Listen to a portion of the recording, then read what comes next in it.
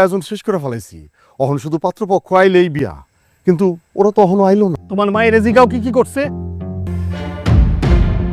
এইভাবে আবার তুই মানুষের কাছে ছোট, তোর লগে হ্যাগো পোলার আর বিয়া দিব না। 2 দিন পর তো আমাদের এমনি বিয়ে হবে, চলো না আমরা একসাথে কিছুক্ষণ থাকি।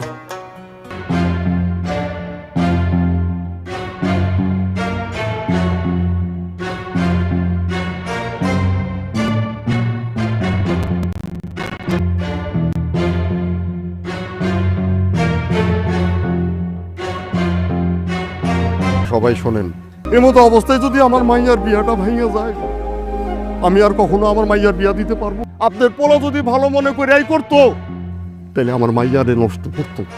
আপনার মায়ের নষ্ট আবার কি বাকি আছে কোনো? অনেক আগেই তো নষ্ট হয়ে গেছে, এখন নষ্ট করবো কেটা? কিন্তু আমার পোলা তো আপনার মায়ের উঠে নিয়ে যায় নাই। আপনার মায়া তো স্বেচ্ছায় গেছে।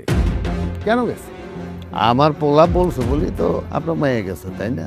আচ্ছা, মাইনে নিলাম, কিন্তু আর কোনো পোলার সাথে যে আপনার মায়া যায় নাই, এইটা কেমনি বিশ্বাস? যে মায়া বিয়ের আগে সবকিছু দিয়ে দেয়, তারা কেউ ঘরে নেয়? 2 জনের সম্মতিতে এই ঘটনাটা ঘটছে। পোলার এখানে একটু বেশি দোষ, মায়ের একটু এখানে কম দোষ। দেখেন, আমার জোয়ান পোলা একটু দোষ করে হলাইছে, এই বয়সে পোলাপানটা একটু দোষ করতেই পারে। 50,000 টাকা দিয়ে দিতেছি, আপনার মেয়ের একটা বিয়ে দিয়ে দেন, আর এই বিষয়টা এখানেই ধামাচাপা দিয়ে দেন। আর এইটা নিয়ে যদি বাড়াবাড়ি করি, তাহলে তো গ্রামের লোকজন জেনে ফেলবো, তাহলে আপনারা বিপদে আরো পড়বেন, আমাকে চাই বেশি আর কি।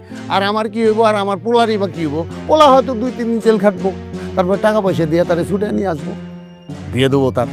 কিন্তু আপনার মেয়ের ঘটনাটা যদি সারা গ্রামে রুইটে যায়, আপনি কি আপনার মেয়ের বিয়ে দিতে পারবেন? জীবনে আপনার মেয়ের বিয়ে দিতে পারবেন না।